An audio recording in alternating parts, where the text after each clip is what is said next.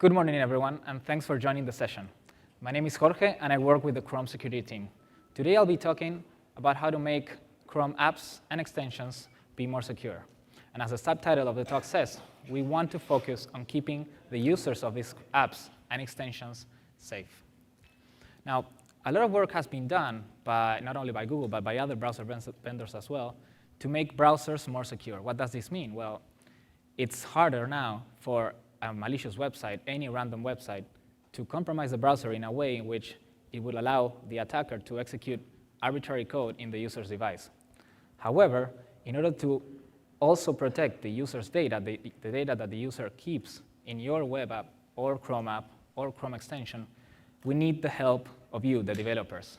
The browser by itself cannot completely protect the user's data from attack. Now, the good news is that the web platform itself has been exposed to untrusted content or malicious content basically from the start. That doesn't mean we've always cared about this malicious content, but we made a lot of progress integrating features that allow developers to make their web apps more secure. However, we haven't seen the level of adoption that we would have liked. And an objective of this session is to tell you about these features so that you can use them and make your applications more secure. The browser, together with the application developers, can really make applications secure. Now, of course, a 45-minute long talk is not enough to cover every single aspect of web security. So I'm going to focus on the client side. I'm going to try to go over the features that can be leveraged both by regular web apps, by Chrome apps, by Chrome extensions, even the ones that run offline. Now, I talked about the web platform and how we have incorporated features that help developers make more secure web apps. I'm going to focus on two of them, which we believe, that the security community at large believe, that provide the best bang for the buck. Number one, content security policy. If people here attended a talk on Wednesday on Manifest version 2 and extensions version 2, they probably have heard about CSP. And they probably also have heard about HTML5 sandbox iframes. I'm going to cover these two technologies, show how you can use them, common pitfalls that occur when you use them, so that you can leave the talk. And at least if you leave the talk and try to use some of these features in your apps and extensions, I will be very, very happy indeed. Now, before going in depth into the features, I want to take a couple of seconds to go over the same origin policy real quick.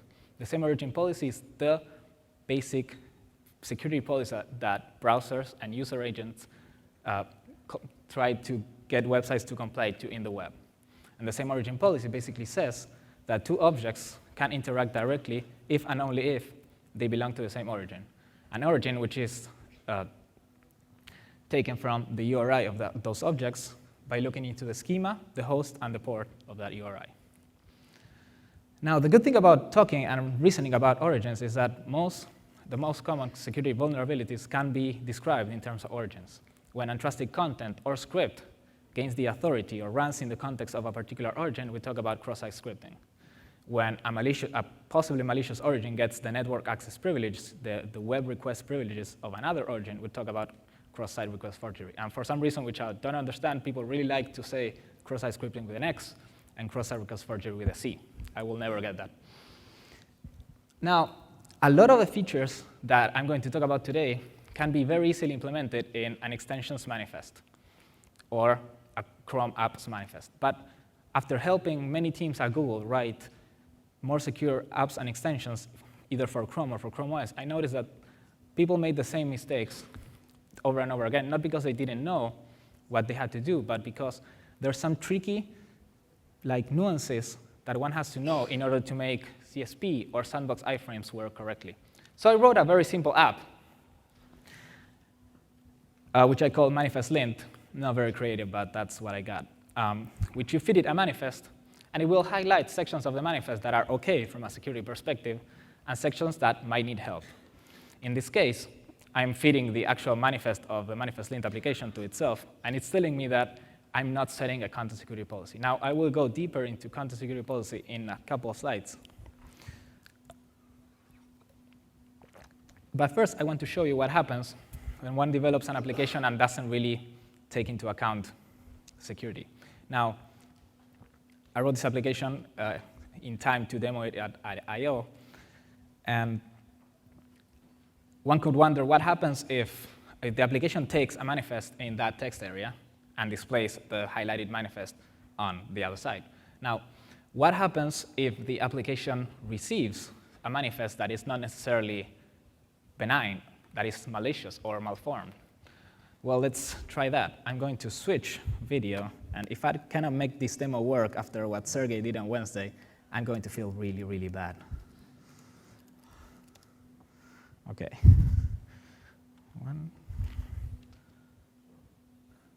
Awesome. Now, the extension, the app basically takes a manifest and displays it highlighted on the other side. It also saves the manifests to local storage so that I can bring them back and not have to input them all the time. Now, what happens if I input this manifest? I hope, yeah, font size is OK, which has a very weird description. It's got HTML tags in its description and an image tag and JavaScript. It's not looking good. If I input this manifest into my extension, nothing will happen. But maybe eventually the user might go over a part of the manifest, and I hope it reads. But that's one of the things that's stored in local storage. Now, we don't expect just random input to be able to read local storage of the application. And in this case, it's just manifests. It's not really secret or private. But this could be users' data, private data, email, whatever. Anything that's stored in the app or the extension's origin is now available, just one confusion, one trick away from an attacker. I'm going to go back to the slides.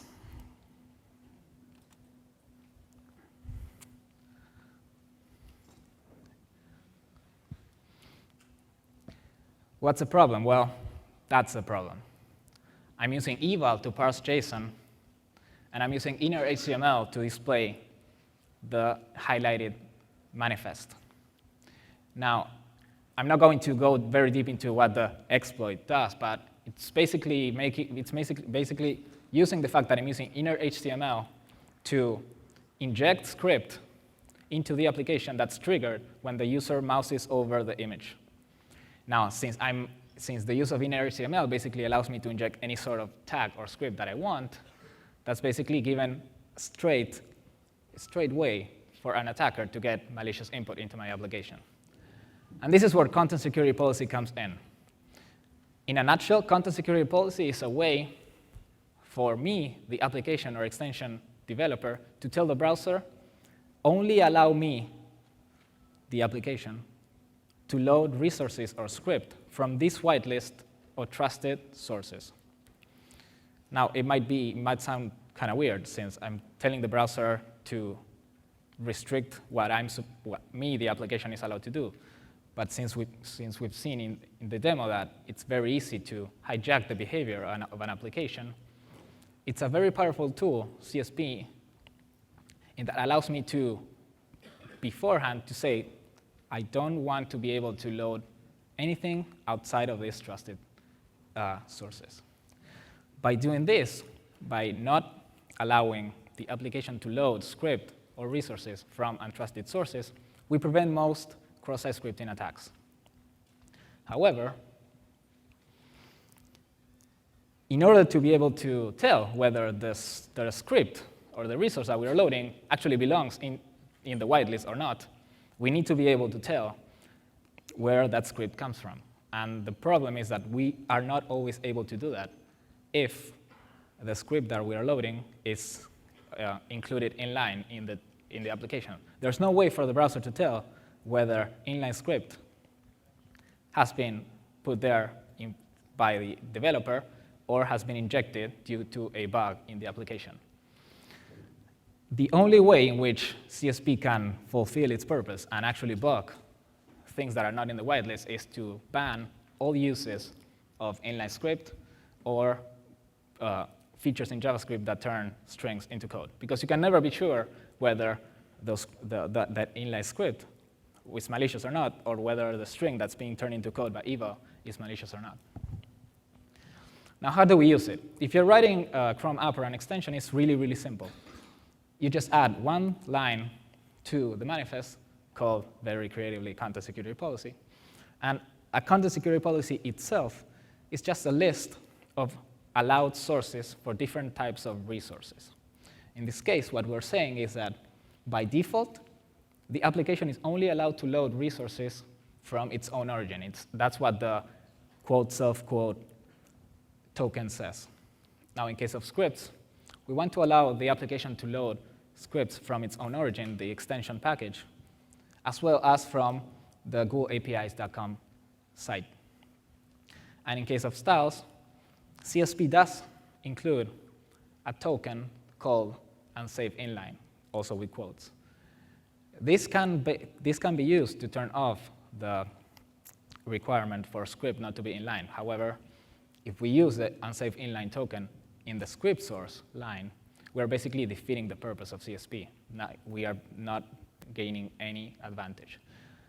Styles are not the same thing in the sense that they don't directly execute code. And in most cases, it's the trade-off between not being able to use inline style and the possible exposure to malicious CSS and buggy CSS parsing code in the browser is not really that problematic. The most important thing in this case is we cannot load script from anywhere else than those two sources.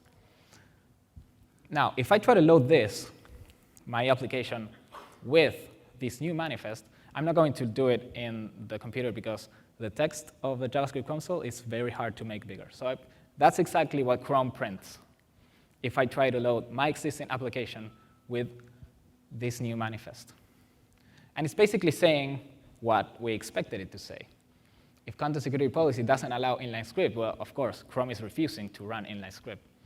If content security policy doesn't allow inline event handling, which is basically the same as inline script, it's JavaScript code that's included inline in HTML. And Chrome is complaining about one more thing. It's complaining about the fact that I'm loading jQuery or HTTP. Now, in a regular website, this wouldn't necessarily be a problem. Since you're already loading the website over HTTP, the fact that you're loading script over HTTP is not really that problematic. However, if you're running an extension, extensions get more privileged access to the browser compared to regular sites. They have access to APIs that normal sites don't have access to. If you're loading script over HTTP, you're exposed to what we call man-in-the-middle attacks. If you're using your extension at a Starbucks hotspot, then any person sitting in that Starbucks hotspot can intercept the loading of that script loaded over HTTP, change it, and make you run malicious script in the origin of your extension, which has privileged access to the browser's API. And as we've seen, from there to stealing private data is just some code away. Now we need to change, of course, these three things in order to make my teeny tiny application work with CSP. That's basically what we're going to do. I changed the jQuery loading to load over HTTP, which is a source that I have enabled in CSP. And I'm going to extract all my JavaScript code into a .js file, which is something I should have done in the beginning. Best practices for web development call for separation of the structure of the document in HTML, the behavior in JavaScript, and the style in CSS. This is the easy part. I also have to get rid of inline event handling, which I can very easily translate to native JavaScript using a bit of jQuery magic. I'm saying that the lint function is going to be the handler of the link that I used to tell my application to process a manifest. And finally, I have to change my eval function into JSON parse. Now, I didn't use the fact that the application was using eval to run my exploit. I just used the fact that it was running inner HTML. However, since the application was using eval to parse JSON, instead of doing crazy things with tags, I could have just sent a JavaScript statement as a manifest. Now, that would have been slightly cheating, in my opinion, because there needs to be at least an impression of well, this could have seemed like a regular manifest in order for the exploit chain to be somewhat credible. If I'm just telling the user to paste something that starts with alert as a manifest, then I'm kind of cheating. The good thing is that I'm not going to get rid of inner HTML. And now we'll see why. I don't really need to get rid of inner HTML, although it would be very good to do so. What happens if I try to do the same thing? And just so you see that I'm not faking it, I'm going to go back to the demo. I'm going to try to load the same. It happens. We broke everything.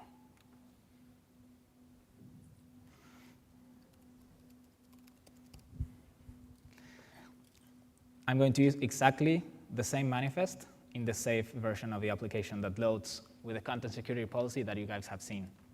If I try to do that, it will load.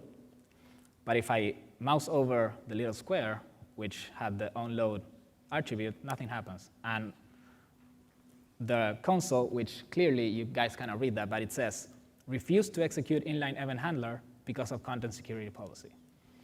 So I'm protected, which is really cool. It's the same thing that's on the slide, my application, my demo failure slide.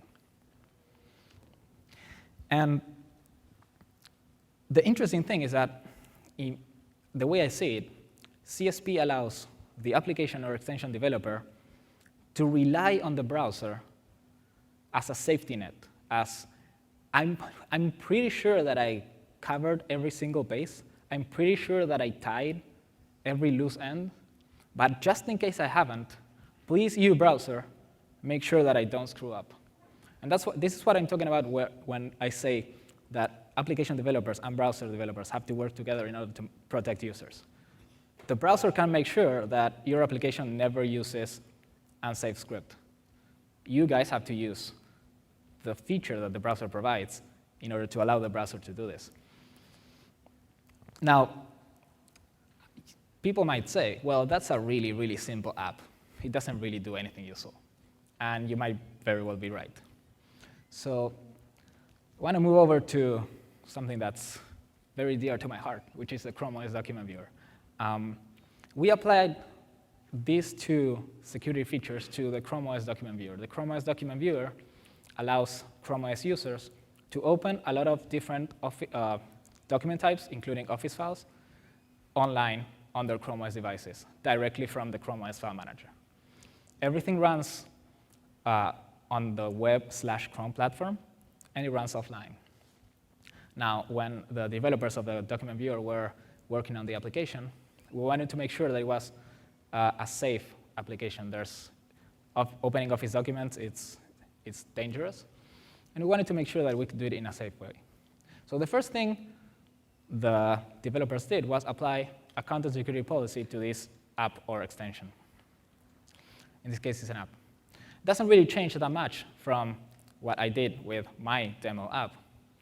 But it's interesting that they are also using unsafe inline for styles. And this makes a lot of sense, because if you're writing a document viewer, you cannot really predict what kinds of crazy document formatting the author of those documents might do. So you need to create styles on the fly dynamically and load them inline. Now, in this case, again, this is a matter of, it's a trade-off between the functionality of the application, basic functionality of the application, which is displaying the styles that are included in the document I want to view, and security, which is, I'm not really happy with loading inline CSS because it might open me to injection for malicious CSS, but we trust the CSS parser in Chrome. And if killing inline styles kills the purpose of a document viewer, then we need to allow it. Security is always, most of the times, about trade-offs. Another interesting thing is that I'm using a couple more resource sources that I haven't shown before, which are image source, which of course governs which images can be loaded by the application. And I'm using blob URIs for images, and I'm going to come back to blob URIs. I wanted to show it today so that it stays in your mind. I'm going to come back to blob URIs. And I'm also using frame source. Now, content security policy includes more types of sources. There's a bunch of them. I'm not going to go over them, but if you type content security policy on Google, it takes you directly to the list of it. And now we come to probably the crucial part of the talk, which is CSP is awesome, and it really prevents cross-site scripting. But we haven't seen that much adoption by the development community. So the only way we saw to make this really happen was to make a default CSP policy apply by default when apps and extensions start using Manifest v2. Now, if people here attended the talk on Wednesday about Manifest v2, they probably have an idea of what the schedule will look like for Manifest v2. I'm going to go over the schedule again, but before, let's see what exactly is forced by Manifest v2 in terms of CSP. The first line, script source self and object source self, is going to be the default, unchangeable, unloosenable CSP policy that's going to be used in all apps and extensions that use Manifest v2. And the reason for this is the same that I've been talking about. If your app or extension loads inline script, the browser cannot really tell whether the script that is executing comes from a trusted source or not. And the same thing happens with plugins. If you're loading a plugin over HTTP and you're on a public Wi-Fi, then the plugin that you're getting in your extension does not necessarily look like the plugin that you thought you were getting. It might have been changed in transit, and you have no way of telling. Both scripts and plugins run code in the context of your extension. See, if we cannot make sure that that code is trusted, we cannot give that code the privileges that the extension has. So that's going to be the default. However, in both cases, since we trust the resources that we load over HTTPS, it's allowed to include HTTPS sources both as script source and as plugin source. So you can load plugins and scripts over HTTPS because it's very much guaranteed that the script that you're going to get is the script that you actually want to get. One more thing that you can do with CSP, which is interesting, is that when you write Chrome apps and extensions, you use host permissions in order to govern which websites you can inject content script into, but those same permissions govern which hosts you can do XHR requests to. If you need to do XHR requests to a smaller number of hosts than what you need to inject content script into, you can further restrict the hosts that you allow XHR requests to happen against by using the connect source directive. And it might seem like not a very big deal, but security is always about restricting privilege, allowing things to have the least amount of privilege possible so that if something goes wrong and a compromise happens, the thing that gets compromised will never be able to do more than it was allowed to do in the beginning. That's basically what we're trying to do with CSP. Now, this is basically how it's going to happen with Manifest v2. Chrome 21, which goes to stable in mid-August, it's going to block uploading new items to the Chrome Web Store that have Manifest v1.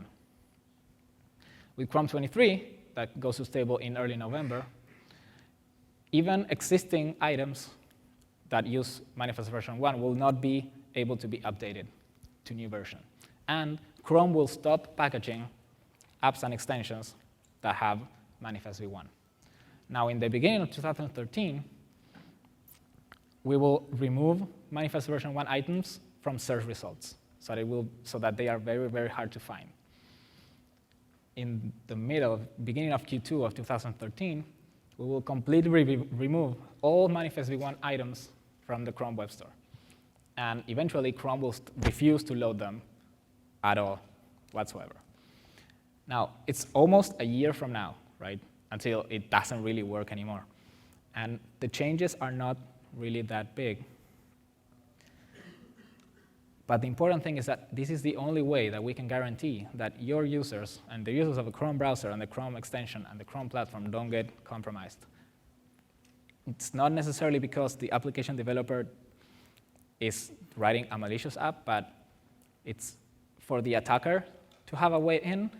You just have to make one mistake for the browser/app to win, you have to tie every single loose end. So it's an uphill battle. But we have some tools that help us win that battle. And we really need you guys to start using these tools. Now, the other good thing about CSP is that it's also available, or in fact, it came up as a solution for the regular drive-by web. It's currently supported in Firefox and Chrome using the X content security policy in the case of Firefox and the X WebKit CSP in case of Chrome. Eventually, we hope this will be supported in all platforms.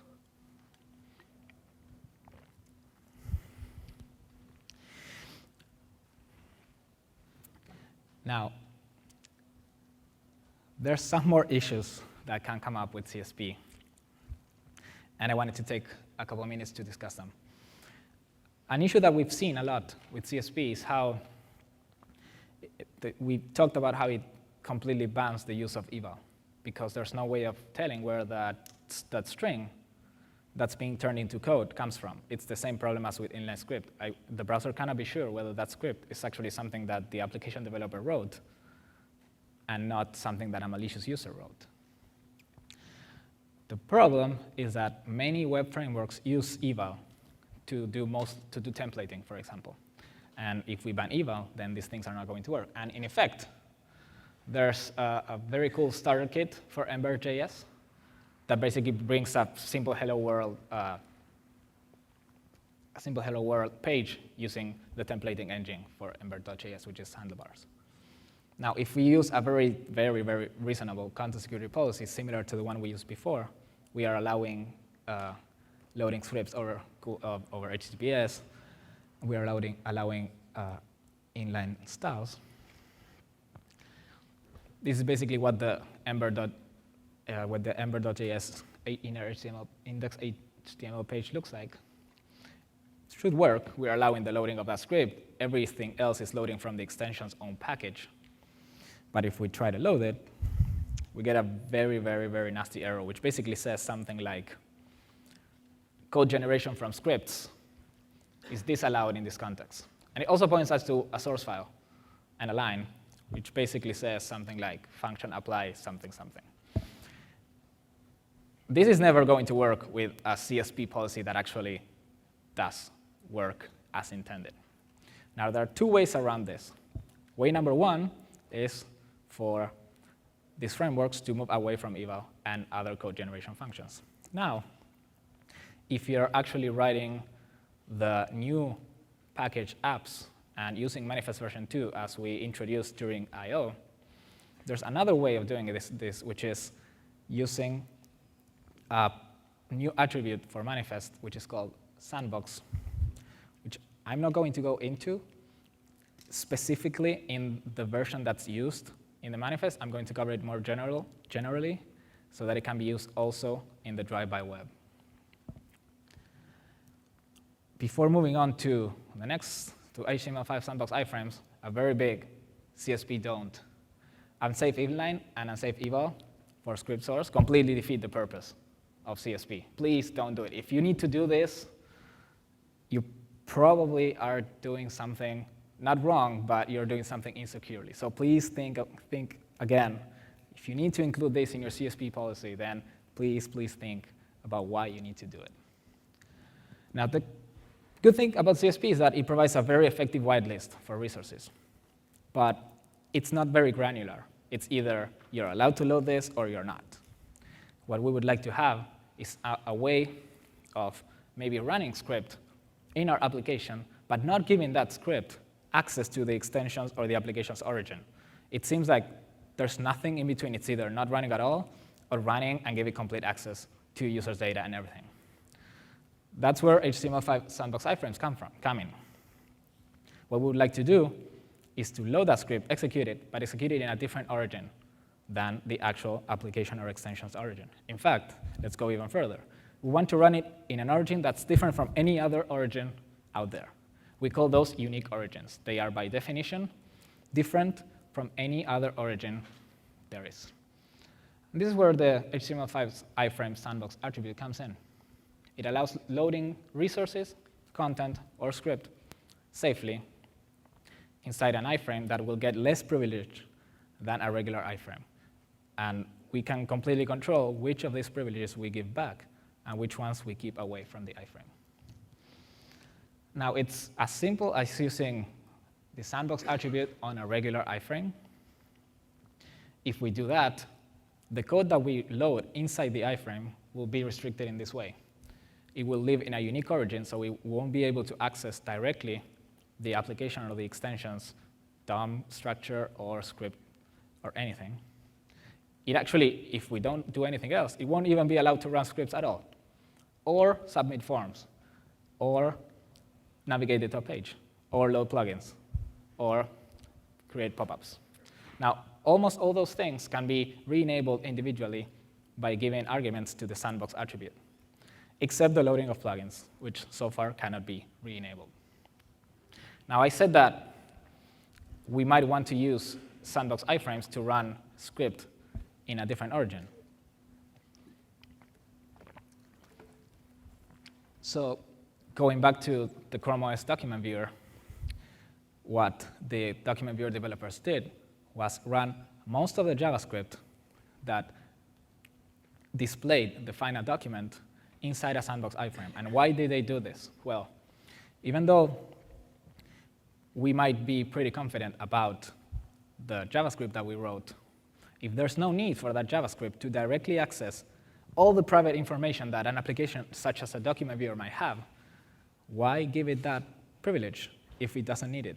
If anything goes wrong with the JavaScript that I wrote, which if I'm parsing a document as heavy as like a spreadsheet or something like that, a lot of things can probably go wrong. So since that code doesn't need to access every single file that I'm using in my document viewer, let's just not give it access to that. Let's just give it the one file that it needs to display. So if anything goes wrong, it cannot go and steal every single file that I own and ship it away to somewhere. So that's what the document viewer developers did. They kept most of the document viewer inside a sandbox iframe, which was only allowed to run script and load pop-ups, but nothing else. No forms, no plugins, nothing. In this way, if anything goes wrong with that code, the JavaScript will not be able to access the extension or the app's origin, where probably the rest of the user's documents live. And this is a very good thing. Now, inside the sandbox iframe, there's really not that much that changes. This code is basically loading a lot of JavaScript to do its job, to parse the document and display the document. But it looks like every other single web app that might be out there, except for one teeny tiny detail, which comes from the fact that that JavaScript code lives inside a unique origin. There's no way for the JavaScript code outside the sandbox and the JavaScript code inside the sandbox to talk directly. They need to use some sort of inter-origin API. And the most reasonable inter-origin API that they can use, of course, is post message. It's explicitly designed to allow different origins to communicate with a very JavaScript-y, in a very JavaScript-y way with asynchronous message handling. Now, this is what a message handling function might look for post message in the drive-by web. The thing is that it is, for security reasons, it is good to check if the message that I got over post message is being sent to me. And that's what event origin tells me. When you post a message using post message, you say, hey, I'm posting this message, and I'm intending this origin to be the recipient. When you get the message, you say, hey, was I the recipient? Is event.origin the source, the thing that I expected? The problem is that sandbox iframes, since they live in unique origins, their origin is null. So we cannot really use that to make sure that both sides of the post-message interaction are who they are. But still, it's the only way we have to talk to a sandbox iframe, so we are going to use it anyways. Inside the iframe, we just need to get our parent window and post message to that. Outside the iframe, we just need to actually find the iframe, get its content window, and post messages to that.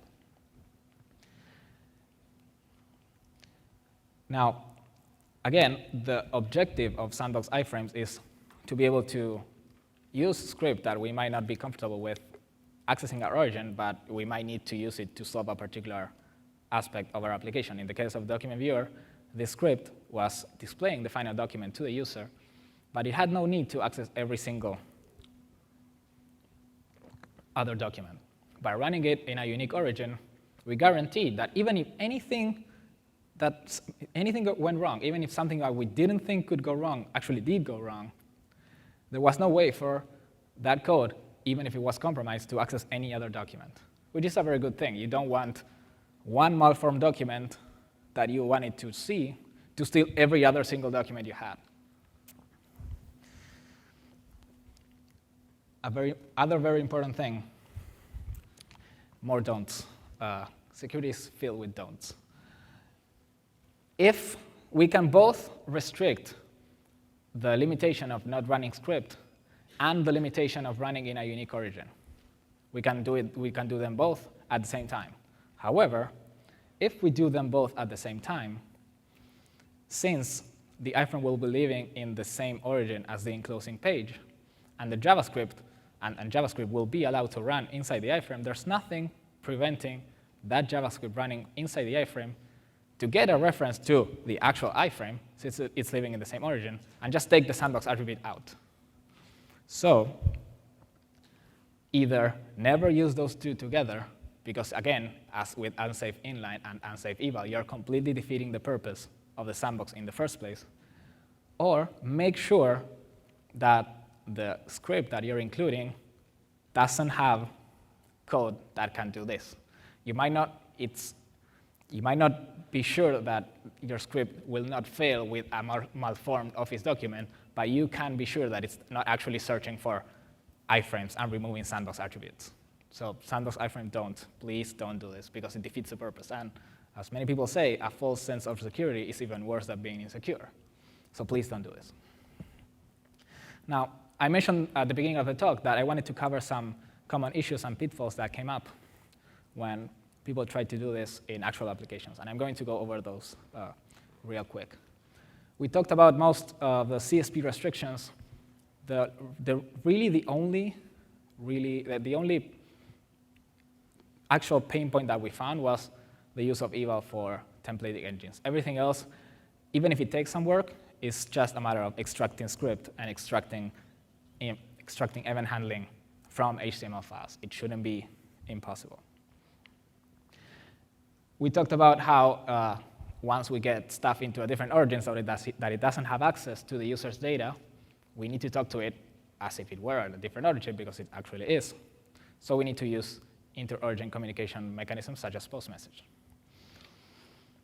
Now, I want to go over some weird interactions that can happen when you use both CSP and sandbox iframes at the same time, which might not be evident when you start using them, but it's good to know about them so that you can know what to do when they actually show up, if you decide to use all of this, which you should. This is what the final manifest for the Chrome OS document viewer roughly looks like. They managed to implement both sandbox iframes and CSP in the document viewer app, which makes it really secure. I'm very happy opening a file in the Chrome OS document viewer, because it means that the actual document that I'm viewing has almost no access to anything else on my system. And that's something that's very cool from a security standpoint, because if anything goes wrong, there's nothing else that can be accessed. Nothing can be stolen. Nothing can be affected, which is cool. What happens, the key thing to realize is that once we get the sandbox iframe inside a unique origin, when that iframe tries to load resources, from the browser's perspective, it will look as if those requests came from outside the extension, because the iframe is not going to be living in the extension's origin. Now, with Manifest v1, you were allowed to load everything you wanted from any origin. In Manifest v2, if an origin different from the extension's or the app's origin tries to load a resource from the app, the browser will forbid that. And that's where web-accessible resources come from. If we want a sandbox iframe to load a resource from the extensions package, we need to list it in web-accessible resources. And also, this also applies not only to the main web accessible resources line, it also applies to CSP. The things that we're loading inside the sandbox iframe, those requests will not look as if they came from the extension or the app. They will look as if they came from a different origin. So CSP will not allow those requests to go forward by matching the self token in the CSP line. It will actually need to match that to a different line that will have Chrome extension URI as its URI. Now, if you are running the new package apps that come with the apps v2, the thing that we introduced for I/O, there's a slightly simpler way to do this, which I'm not going to have time to explain in the talk, but there was a talk on Wednesday that explained it in more depth, and if anybody wants to learn about that, please feel free to find me after the talk. But the core point to remember is that once we manage to get stuff into the sandbox iframe and it's running inside a unique origin, then it will live in a unique origin for everything, even for resource loading, and that might need to have us change some of the CSP policies that we are using. And again, we're seeing that I'm using, or the document viewer developers were using blob URIs for images. And the reason that happens is that not only we kept script in a different origin from our main application origin, we also put it in a unique origin, which is slightly different than just a different origin. Unique origins cannot access any persistent local storage. No HTML5 APIs, no persistent local storage. Now imagine you're an application developer and you had a great idea for a Chrome OS document viewer. And you want to display documents that might have images inside them. These images are probably encoded inside the documents in some way, which we don't really care about. But if you're not doing your processing, or some of your processing inside the sandbox iframe, you need a way to get that information inside the iframe. You might be extracting the images outside the iframe, or even better, in a different iframe. And you need a way to provide that, to get that information inside the iframe. Now, the only way you have to actually communicate with the code inside the iframe is by using post message. So you might say, well, I'll have to take the binary data from the image, turn it into base64, ship it over using post message, decode it back to binary inside the iframe. That works. Not very performant. You have two base64 to binary conversions that you don't really need. And that's where typed arrays come in. JavaScript actually can deal perfectly well with binary data. You just create an array buffer, the size you need, in this case, 8 bytes. And then you can cover that array buffer with different, what we call views, which allow you to manipulate that array buffer using different data types. In this case, we can manipulate it either as an array of unsigned bytes or as an array of signed 32-bit ints. But the best thing about array buffers is that they can very easily be turned into objects that can be loaded in the browser. If the code outside the iframe or inside a different iframe sends us an array buffer over a post message, we can easily turn it into a blob, and then we can create a URL from that blob that will look something like that. We don't really care what it looks like. We really care about the fact that it can be used as a source for all sorts of tags. This is how the document viewer developers managed to do the parsing of the documents in one sandbox and displaying the document in a different sandbox, passing binary data back and forth using a very efficient mechanism that doesn't need any encoding whatsoever. Not only that, once you get the blob URI inside the sandbox, you can use it all the times you want. It's a way of getting a URI pointing directly to a chunk of bytes in the browser's memory. This made possible to write a very secure document viewer app, and still keep all the functionality that one would expect from a document viewer. Now, I mostly talked about JavaScript today. Good news is that the Chrome platform also includes a way of getting all these same security guarantees for native code. There were a lot of talks about NaCl, native client, in I/O. You'll probably find them, the videos online after I/O ends. NaCl allows you to get all the same guarantees that we can give for JavaScript code running inside a sandbox iframe, but for native code, native C or C++ code. And the best thing is that the communication with this sandbox code uses the same interface that you can use to talk to JavaScript, which is a post message-based API. So you can get the same guarantees that you can get with sandbox JavaScript, no access to the application's origin, using the same API. Your JavaScript code can both talk to JavaScript or to native code with the same security guarantees. Now, takeaways, and we'll move into questions. Please, please, please use CSP, please. Let Chrome, the browser, be the safety net. Just make some very small changes.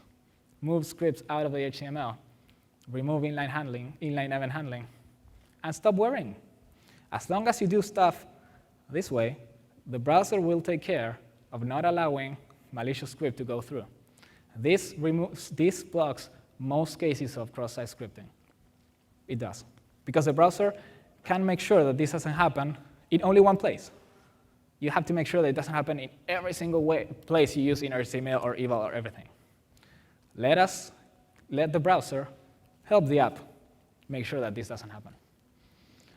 And if you need to run script that you're not comfortable with, you don't really want it to be able to access the application or the extension's origin, put it in a sandbox iframe. That's what they are for. It will run very happily, talk over post message, but if anything goes wrong, it won't have any other privilege. It won't be able to access anything in the extension or the app's origin. That's a good thing. Thank you for joining the session.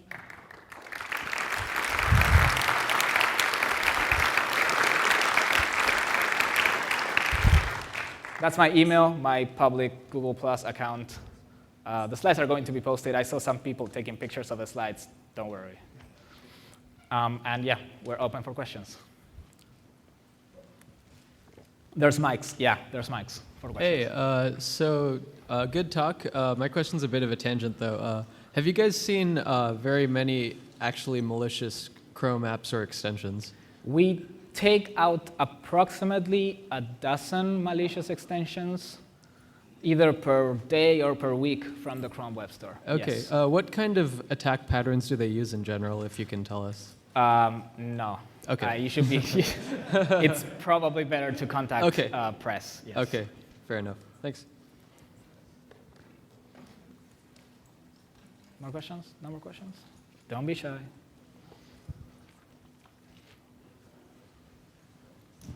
So what's wrong with attributes that have JavaScript code in them if they're just in the static source of the page as opposed to being injected via inner HTML or the DOM API?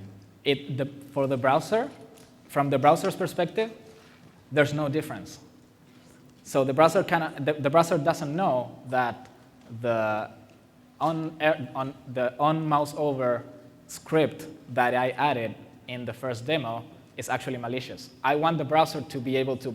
I would like the browser to be able to block anything that got injected by inner HTML as opposed to stuff that got injected, that got put there statically in the page. But in reality, there's no way of telling the difference. Once the DOM tree gets built, it's the same thing. Right? The thing you include using inner HTML becomes part of the DOM tree just as everything else you included statically in the page. So the browser cannot really tell the difference between those two scripts.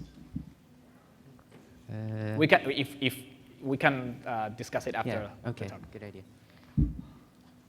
Hey, this question is more related to your talk. So you talk about using the X content security policy header in the talk. Recently, the IETF deprecated the X prefix for headers. Do you know if Google is like trying to move towards standardizing what that header is? Eventually, we want to standardize. I'm not exactly sure what the timeline is for that, but there's definitely people you can ask that. If you want to, I can tell who you can ask. Okay, sure. Thanks. Oh, right there. I'm curious if you know the status of CSP support in browsers other than Chrome. I don't. Kind of a continuation from that, what's the status of this in the Android web view? That's a very good question that should be asked to Android developers. Yeah. Hey, so look, I think a big reason for not allowing inline JavaScript is because you're basically assuming that it's all malicious, and you've got this policy to say if any JavaScripts come from anywhere else apart from where we said, malicious, right? Even if it isn't. Is there much effort going into actually determining whether JavaScript is malicious or not? Well, you probably run very, very quickly into like halting problem stuff, right? That's basically the case. You cannot have a way of telling what source code does that's 100% accurate. So yeah. The only way to make sure that it goes back to the same thing. For an attacker to win, you just need one bug. And in order for the rest of the people to win, you need to tie every single loose end. And going down a path that basically has a lot of false positives and false negatives and very hard rules, it's just opening the door for not one bug, but a million bugs. So we want to cut the problem from the root. And since it's perfectly OK, there's no major differences except for eval. Let's just do what's safe for the user. It's exactly the same. It's just instead of having inline handlers in HTML, do it in JavaScript. Instead of having inline code, do it in .js files. And we can guarantee, we can say, this is not going to happen ever, ever, ever. No XSS. Well, unless your JavaScript on your server gets compromised, so yeah, you well, can still be pulling it in from trusted sources, but it's been compromised anyway. Yeah, exactly. But I mean, since it would have to be compromised either in the website that's serving over HTTPS or in your actual extension package. Yeah, yeah. Which is a couple of orders of magnitude harder than just sitting in a Starbucks Wi-Fi and running something. Which sort of gives rise to actually checking whether the JavaScript itself is malicious. Yes. So you kind of need to do it but eventually. Again, trade-offs, right? Yeah. We can make sure that there were some stats. There was a very interesting paper by a research group at Berkeley that got published in the beginning of 2012. By restricting inline JavaScript and restricting HTTP script loading, you could completely eliminate 95% of all the vulnerabilities in the top 100 extensions in the Chrome Web Store. Now, the trade-off for that is incredibly good. It's just a couple of simple changes that are still best practices for web app development. Get rid of 95% of vulnerabilities. Yeah. It's like, we need to do this. Guys, we need to do this. Guys and girls, of course. Can we get, sorry. It's OK. Can we get CSP to work in IE using Chrome Frame, maybe? That's a very good question, to which I don't know the answer with, but I'm going to find the answer because it is a very good question. I'm following you, so post it. OK, I'll post it. Good. Great, thanks. So you mentioned that because of blocks eval, that blocks templating use cases. Yes. But I think I didn't catch so what's the alternative if you do want to use something like client-side templating? So the two alternatives. Number one, try to make the templating people move away from eval. Alternative number two, if you are writing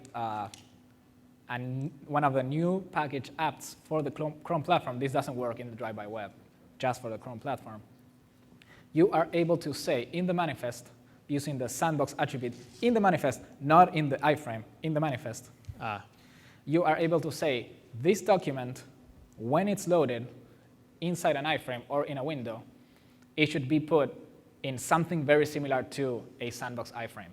However, in this new sandbox document, you cannot remove the same origin restriction. You cannot say, hey, this has to live in the same origin. You cannot do that. Since we don't allow that in the Chrome platform version of sandbox iframes, we can allow eval. What we don't want to do is to say you can run eval and you can also remove the same origin restriction. So if you do it through the manifest, you can apply a different content security policy to that document you loaded inside a sandbox which can never, ever live in the same origin as your application. If you want to go over the code, we can check it out outside. But if you search for sandbox in the new version 2 documentation, it's right there. Okay, thank you. I think we are good to go. Thank you.